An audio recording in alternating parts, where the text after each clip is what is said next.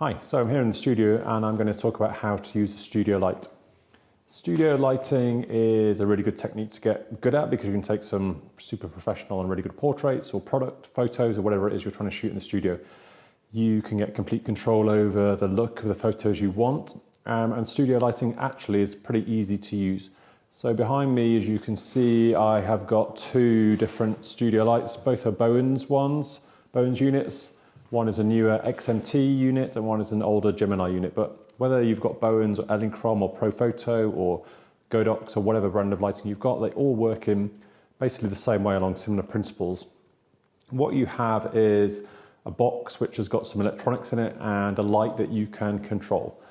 On the side of the light you have either a dial kind of setup, or on the back of the light you might have a dial or some up and down buttons. What those up and down buttons do is they change the power of the light. So what you have with a studio light is a box with a controllable output of flash that you can put out of it. As you change on this unit from 2 to 3 or 3 to 4 or 5 to 6, you're increasing the power of the light by 1 stop. That means you're doubling the power of the light.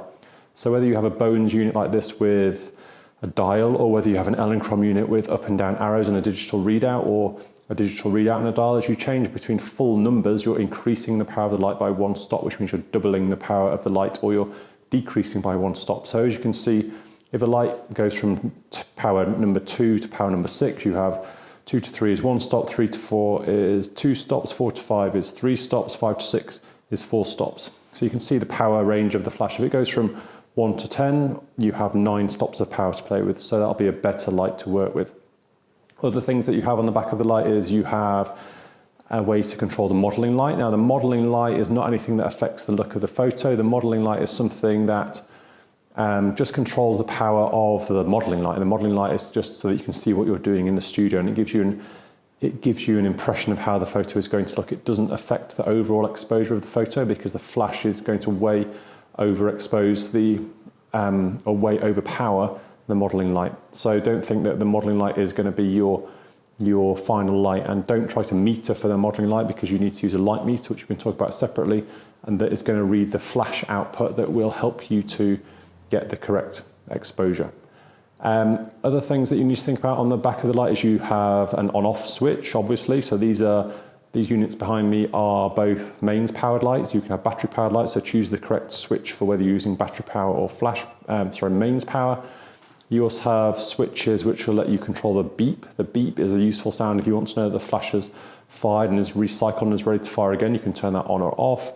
You can control the mode of operation of the modeling light, whether you have that going to the same power in the same proportion as the flash, or have it high or low or on or off. And you also have a cell. So most flashes have an optical cell inside them, which means when you trigger one light, any of the lights in your setup will fire optically by seeing the flash. So that's useful if you need to plug in a separate flash trigger unit into your flash. You only need to plug it into one, and all the other flashes in your setup which have got an optical trigger will flash whenever they see a flash. So you can turn that optical trigger on or off. So that's what you have with lights. They're kind of simple. You do get lots of fancy features like high-speed sync and TTL, but at a basic level, if you put a flash in manual, all flashes work in the same way. They have an up and down power for the power of the flash output. They have a modeling light to turn on or off.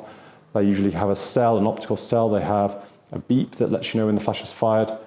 And any light, whether it's Bowens, Profoto, Elinchrom, Godox, whatever other brand you have, they all work in the same way. So that's how you use a studio light. And if you want to know how to trigger a light, the way that I trigger a light is I have a simple Yongnuo radio trigger. I plug one end into I plug the receiver unit into the light, and I attach the trigger unit onto the top of my camera, and that triggers the light. It's a simple fire signal that goes from the flash on top of my camera, which tells the flash to fire, and then that passes the fire signal to the receive unit in the flash, and the strobe unit fires at the same power that I've set it on manually within the flash. So there's no relation with these simple triggers to the settings in my camera to the settings in the flash. There's a simple fire signal passing between the two, and it's a simple radio signal because I've plugged the receiver into the back of the flash and I have plugged the trigger on top of my camera. So that's it. That's how to use a studio light. Super simple operation. Simple up-down controls, Remember that each number means it's one stop. Remember that that is no relation to anything on your camera in these lights. You need to then meter the lights correctly to get the correct settings in your camera. But if you want to know how to use your light, control the power, either up, down, buttons or digital readout, going from 2 to 3 or 3 to 4, any whole unit means one stop of power increase or decrease. Plug your trigger in to make their flash fire, put the other end on your camera, make sure they're speaking to each other, and turn the cell on or off if you want to. You can make the beep go on or off, but yeah, that's it. Don't be scared of studio lights, super easy to use. Learn how to use them, and all the rest of the stuff that you should be thinking about is how and where you position the lights and how you get your metering correct, and that's the more interesting stuff. So we'll talk about that in future videos. But for now, let me know if you've got any questions about using studio lights and I'll try and answer them.